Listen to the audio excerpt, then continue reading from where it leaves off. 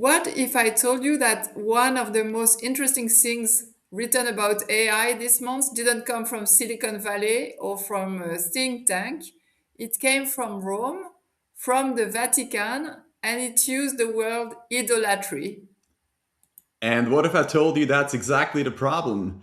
Welcome to the Digital Edge podcast. Hi, I'm Françoise Lamotte. And I'm Dominic Mugli, and today we're going somewhere where we've never gone before on this show into theology. Because we usually talk about tech. So, what does that mean? So, into the question of whether the Catholic Church, of all institutions, might actually be saying something worth listening to about AI. Or whether it's completely out of its depths. Well, spoiler, we disagree. So, this should be fun. So So, let's start with the context. yeah, what did Uh, the Vatican actually say? yeah, so this is not one document, it's a body of work. In January 2025, the Vatican released something called Antiqua et Nova, in Latin for ancient and new.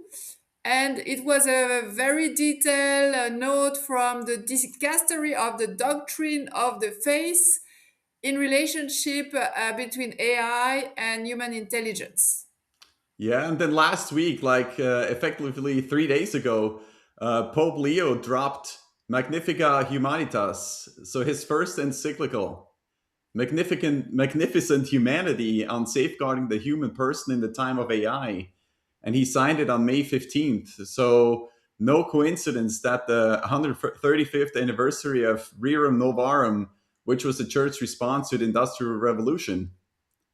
Yeah, so there is a very deliberate historical parallel being drawn. Industrial revolution then, AI revolution now. And the church is saying we have something to say about it. Yeah, so the headline positions really are that AI must complement human intelligence and never replace it, right? And that's something that we've talked about before, even from a practical sense. And AI is not morally neutral. So it matters not just how it's used, but how it's designed. And this is one of the headlines. The pursuit of AI risks becoming a form of idolatry. So worshiping a false god potentially.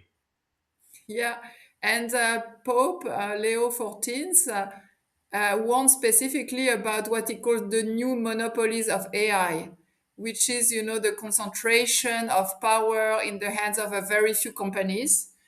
That should concern all of us, regardless of, whether we believe in God or not, I guess. Yeah, and he also challenges, interesting enough, the church's own just war doctrine in the context of AI weapons, and I think that's an important thing. Yeah, so maybe the first question is the Vatican qualified to express views on AI? What do you think, Dominic? Well, so here's the problem, right? I think the intellectual effort is valid, but who appointed the Vatican as the ethical authority on artificial intelligence? Again, right? It's an institution that took 400 years to formally acknowledge that Galileo was right.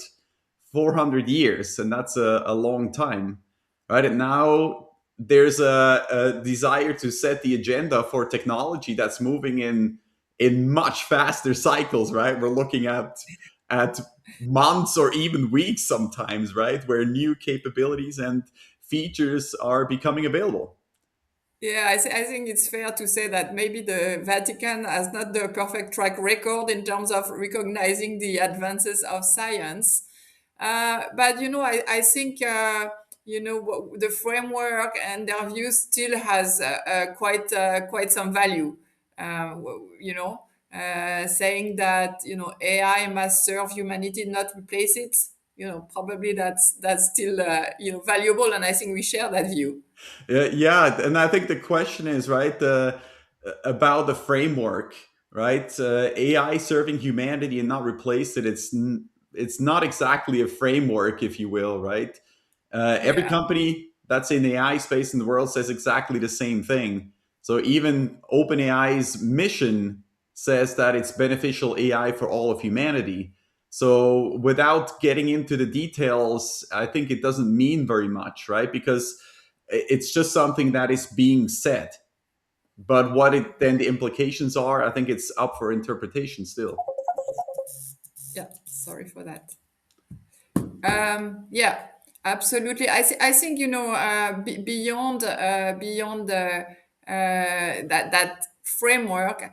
I think where I was quite surprised is the fact that the Vatican is taking some very interesting stance.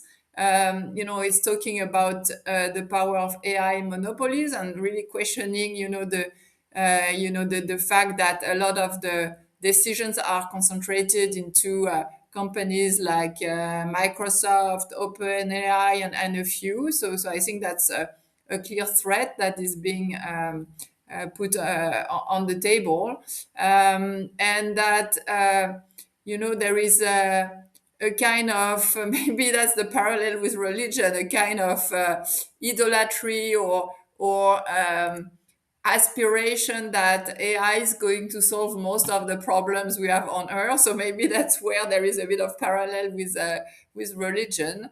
Um, but I think the Pope is not saying that we should stop AI. I think he's saying we need to govern and control how it's being used and for what purpose. Probably one of the things that is of concern is the evolution of labor, is the use of AI in wars. So there are some arguments that I think are worth debating, and I see why the Vatican would want to step into that debate. Yeah, and I think that's fair, right? I mean, from the monopoly standpoint, and the influence, if you will, right, that an AI company can have just because it can train their models into behaving a certain way, right? And I think that's probably the fundamental issue with all of this, where you have a single entity that can determine, despite their best efforts to be neutral, you still have to determine what it means to be neutral, right? And Yeah. then looking at it more as a tool that can help in doing what humans typically do, right? Some Mhm. people think that AI soon, hopefully, right, will solve climate change, cure diseases, end poverty, universal basic income, and that's the kind of thinking that's ahead, right? And what the premise could be, and some people think that is right. And the challenge is that this then becomes kind of a worship potentially. Yeah, I think another point that is interesting in the what was published is the distinction between AI and human intelligence, and I think the fact that humans, they still have a conscience, they have moral responsibility, they have a kind of ownership of the responsibility, whereas AI doesn't have that.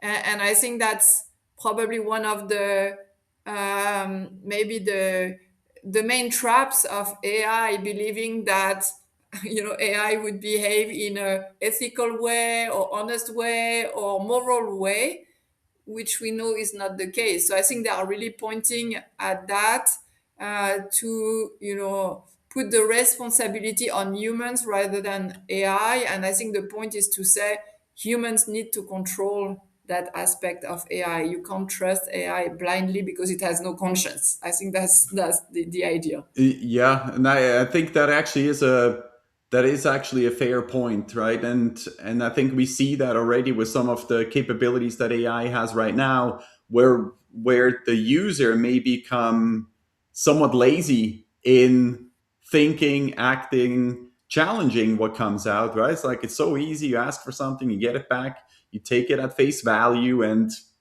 that becomes then fact, right? And I think that might be then the again ties into that, right, where it becomes kind of like where we become the servants to AI and basically live around that. Yeah, so I agree with that. And I think there was another aspect also that caught my eye was about the place of human and people in the new world of AI, especially the point about labor. the fact that some jobs are going to be displaced, what we call digital slavery, people being hooked to machine to support AI and train AI and control AI, and probably increase inequality, as we talked in our previous episode about digital divide, people who will have access to AI and not. So I think that that was also a relevant point in that publication by the Vatican, having a special attention to workers and how labor is going to be impacted by AI. Yeah. And I think, the going back to how the Vatican and the Pope are involved on this, right?